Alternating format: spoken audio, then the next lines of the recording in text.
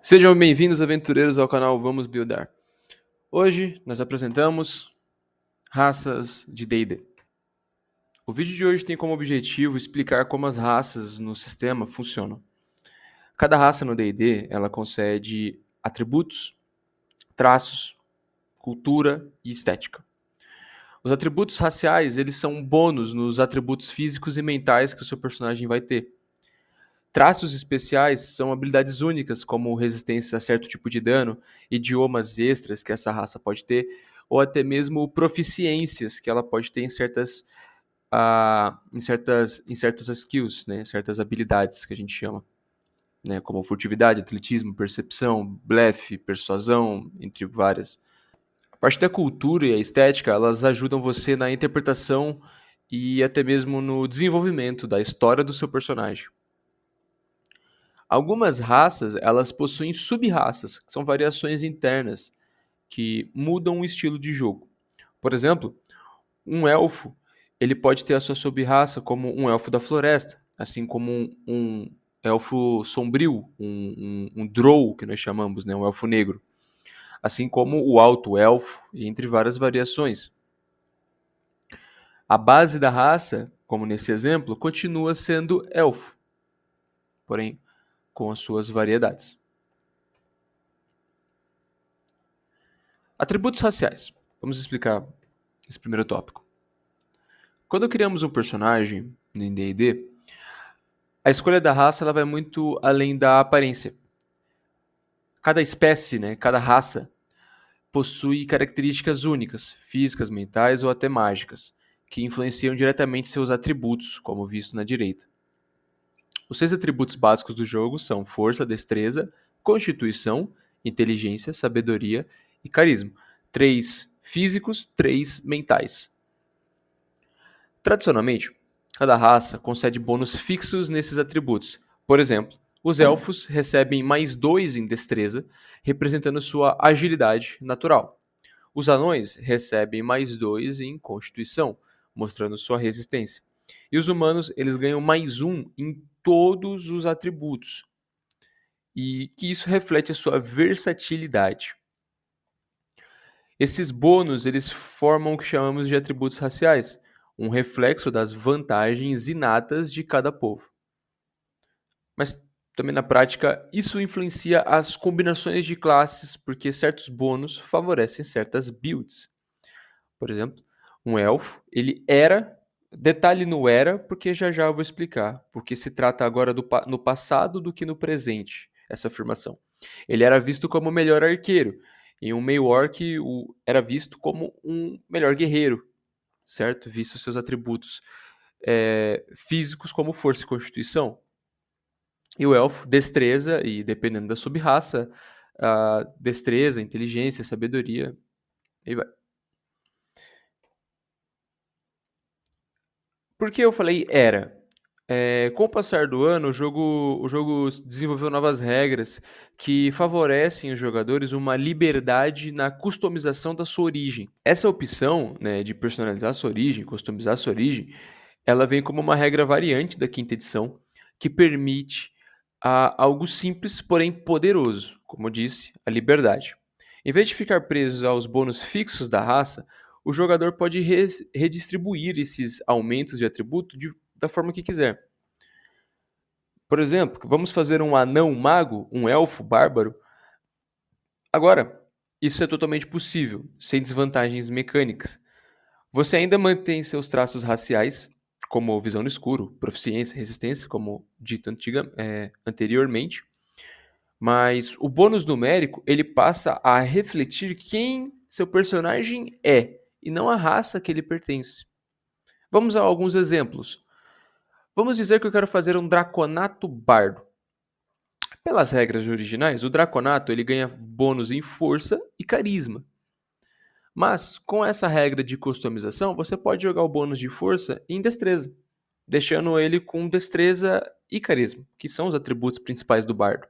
Isso deixa ele mais ágil e com um estilo de luta mais puxado para rapieira, um estilo de luta mais ladinesco, que é a cara do bardo. Outro exemplo é um meio orc clérigo, que normalmente tem bônus em força e em constituição, mas Você pode fazer um meio orc devoto e sábio. Então você troca o bônus de força que ele teria por causa da raça para um bônus de sabedoria. Eles passam a ser valores fixos que podem ser jogados em qualquer atributo. Vamos começar falando sobre as nossas raças. As raças principais que se encontram no livro do jogador. Humanos. Eles são a raça mais versátil e adaptável do sistema. Humanos se destacam por sua flexibilidade, ganhando bônus em todos os atributos, ou numa versão alternativa, que normalmente é a versão que é mais escolhida por conta do seu poder, permite com que você pegue um talento logo no nível 1. Elfos. Ágeis, graciosos e conectados com a magia. Elfos possuem visão no escuro, resistência a magias de sono, magias que forçam a criatura a ser posta para dormir, e eles possuem uma longevidade impressionante. Suas sub-raças, como o Alto Elfo, o Elfo da Floresta, Elfo Negro, né, o Elfo Sombrio, elas são muito variadas. Aqui na direita a gente tem uma lista, como por exemplo o Elfo Eladrin, o Elfo Pálido, o Elfo do Mar, o Shardarkai, que é um elfo que vem de outro plano da existência, entre algumas outras opções. Nos traços, o que a gente tem de principal mecânica nos traços do elfo é a sua visão no escuro, a sua proficiência com percepção, com a habilidade de percepção, a sua Fey Ancestral, né, seu ancestral fada, né, feérico que seria, cuja qual você tem vantagem nas rolagens de testes de resistência, que eu já expliquei no vídeo de iniciantes, contra ser encantado, né, charmado, que a gente chama. E magias não podem te pôr para dormir, como falamos ali. O elfo também, ele não dorme. Ele não deita para dormir e fica inconsciente. Ao realizar um descanso longo, o elfo faz uma meditação que dura 4 horas. Essa meditação, ela dá o benefício do descanso longo, que é recuperar todos os pontos de vida, recuperar todos os pontos de mana, né, os slots que a gente chama, gastos, enfim. Porém, ao invés de durar 8 horas, como no sistema dura, ele dura 4. Então você tem ali um tempo menor de descanso, porém efetivo. Anões. Fortes, teimosos e extremamente resistentes. Anões possuem resistência a veneno e são especialistas em armas e ferramentas. Os anões da montanha são guerreiros robustos, enquanto os anões da colina, isso aqui são duas sub-raças, são mais sábeis e espirituais. Aqui na direita a gente tem 4. Ó. A gente tem o Duergar, né? Temos o Reu, o Marca da Vigia, que é uma expansão do jogo, e o da montanha. Aqui nos traços, a principal mecânica que nós temos é que a velocidade dele não é reduzida com armadura pesada. Ele pode ser muito fraco, mas a armadura pesada não diminui seu deslocamento. Bem interessante, eles são especialistas nisso, eles são ótimos ferreiros. Visão no escuro, eles têm a resistência anã, né, que é, como dito aqui, resistência ao dano de veneno e vantagens contra ser envenenado. Todo anão possui treinamento de combate, então eles vão possuir proficiência já com essas armas. Também, ainda falando de proficiências, eles têm proficiências com ferramentas. Vocês ganham uma proficiência com ferramentas de artesão, que vocês podem escolher entre ferreiro, cervejeiro e joalheiro. Os anões possuem uma expertise, eles são especialistas no estudo das rochas. Então, a partir do momento que o mestre de vocês pede ali um teste de história para relembrar informações sobre uma arquitetura antiga, um tipo de rochedo ou algo semelhante que envolva ali as rochas, vocês dobram o bônus de proficiência de vocês, ganhando assim mais bonificações para ter uma rolagem alta e posteriormente um resultado melhor do que o mestre vai falar sobre essa investigação que vocês estão fazendo nesse rochedo, nessa rocha em específico ou pedra preciosa. As linguagens, né, começa com comum, que é a linguagem de todos, né, linguagem comum, e anão, linguagem racial. Os halflings, pequenos, mas destemidos. Os Halflings têm o traço único chamado Sortudo, que permite refazer rolagens de 1 no dado, o que é incrível em qualquer situação. Né? No D&D a gente tem o D20 como dado principal, que é o dado de 20 lados, e os dois opostos, o 20 e o 1. 20 é um sucesso crítico, é um sucesso absoluto. 1 é uma falha absoluta, uma falha crítica. Então, foi realizar um ataque, rolei e caiu 1. Eu sou um Halfling. Graças ao meu traço, eu rerolo esse 1 até cair outro valor. Então, eles são extremamente sortudos. Né? Basicamente, eles são, vamos colocar entre aspas, imunes à falha crítica do dado, porque eles rerolam. Halflings são discretos, ágeis e eles são ótimos como o ladino ou o bardo. Nos seus traços principais, aqui em cima, as suas sub-raças, a gente tem bastante sub-raça, né? A gente tem 1, 2, 3, 4, 5, 6 sub-raças de Halfling. Três sendo de expansão, as outras sendo do livro do jogador. Aqui, principais mecânicas, como já expliquei, é o Sortudo e o Brave, né, que é o Corajoso. Vocês possuem vantagem em testes de resistência contra serem amedrontados. Eles também têm esse Halfling Nimbless, que permite com que eles movam pelo espaço de criaturas que sejam maiores que eles, visto que a raça aqui em cima é small, pequeno. Então eles podem passar ali, né, entre aspas, no meio da perna do outro personagem. Abre as pernas aí que eu vou passar. Ele passa por baixo sem receber desvantagens de deslocamento, entre outras desvantagens que o sistema oferece. Os gnomos, outra raça pequena. Curiosos e inventivos, os gnomos são sinônimo de criatividade. Eles possuem vantagem em testes de resistência contra a magia e eles têm afinidade natural com encantamentos. Né? Como sub-raça, nós temos 5 opções: das profundezas, o da floresta, o marca da escrita e o gnomo da rocha. No seu traço principal é esse gnome cunning, que é basicamente você tem vantagem em todos os seus testes mentais, inteligência, sabedoria, carisma, contra magias. Então, digamos que o inimigo, né, o boss, conjurou uma magia de Dominate Person, que é dominar pessoa. É uma magia que afeta ali a sua mente e você fica totalmente dominado e perde suas ações. Ele joga isso no personagem que é um gnomo. Esse gnomo ele vai ter vantagem nessa rolagem, visto que o teste é de sabedoria.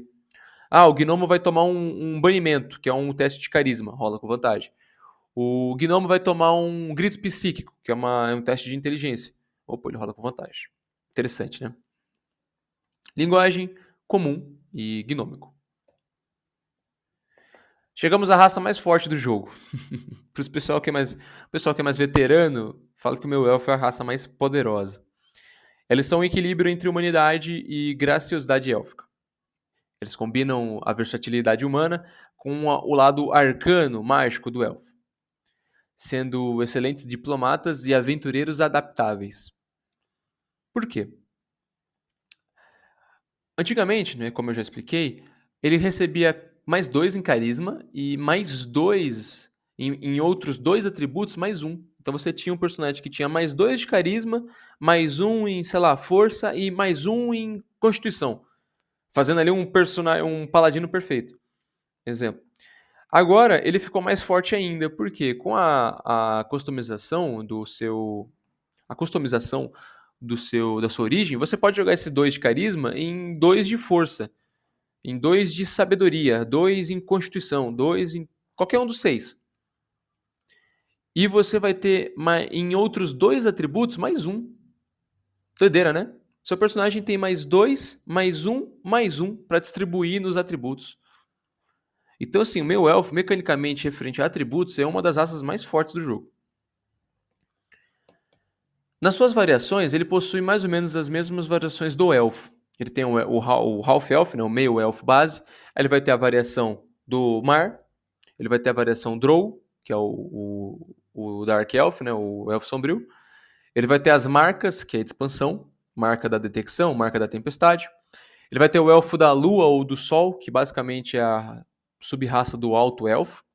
E ele vai ter a sub-raça do Elfo da Floresta. As mecânicas dele são semelhantes ao do elfo. ele possui a visão no escuro, ele possui o ancestral férico, porém ele não tem o transe, que é a meditação. Ele precisa dormir por 8 horas. Né? Ele não consegue meditar.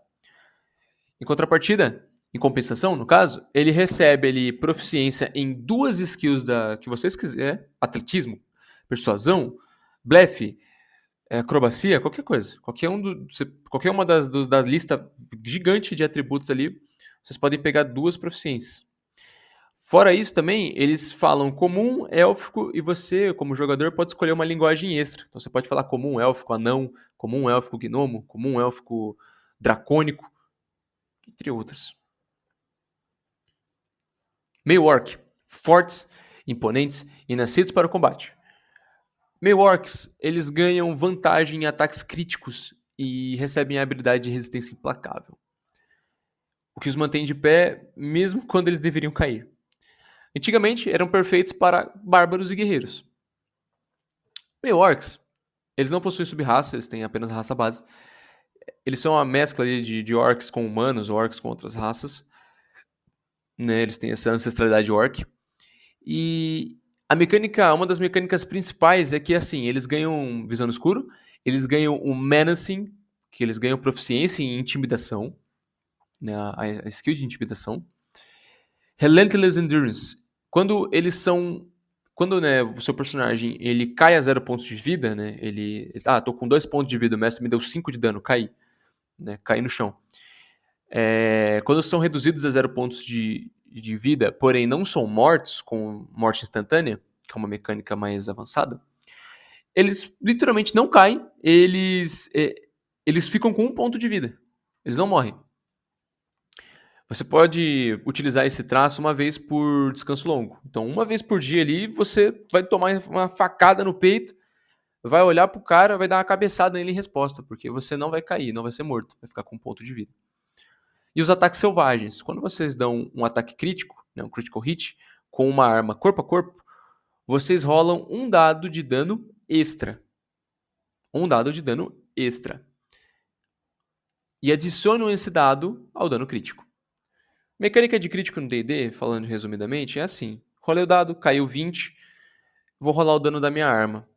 Ao invés de rolar um dado, eu rolo 2. Eu dobro a quantidade de dados. Minha espada longa causa 1d8. Eu critei, né? Tirei 20, eu vou rolar 2d8. Se eu for um meu orc, eu vou rolar 2d8 do meu crítico, mais 1d8 do meu ataque selvagem, totalizando 3d8 de crítico. Então vocês percebem que as armas corpo a corpo para os meio orcs, quando eles critam, dá muito mais dano crítico do que uma outra raça. Entendeu? Dá um dado extra. Por fim, linguagens comum e orc. Draconato. Os descendentes dos dragões, com aparência imponente e armas de sopro elemental.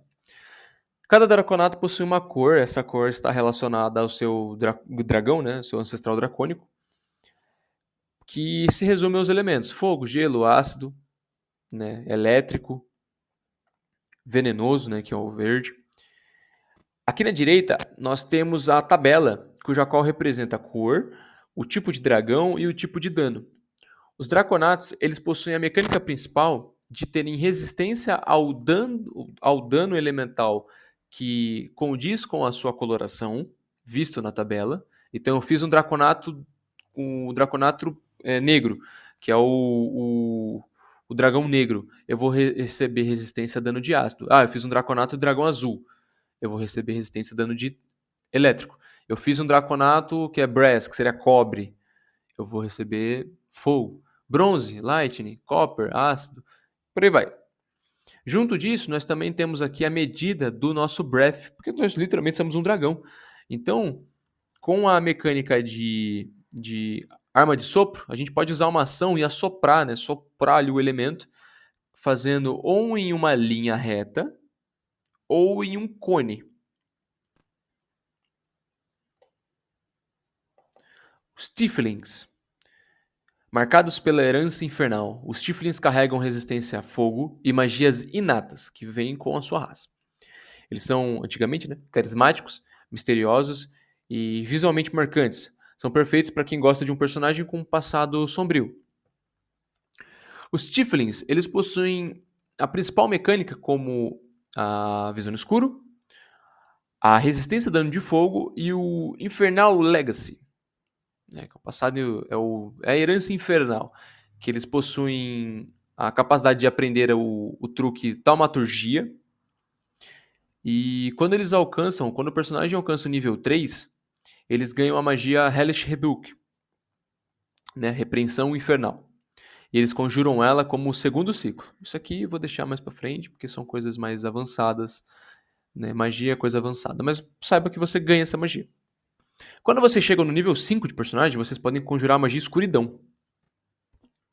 Os Tieflings, eles possuem várias sub-raças que não caberiam aqui na tela. Porém, as sub-raças de Tiefling, elas são baseadas à camada do inferno que eles vieram.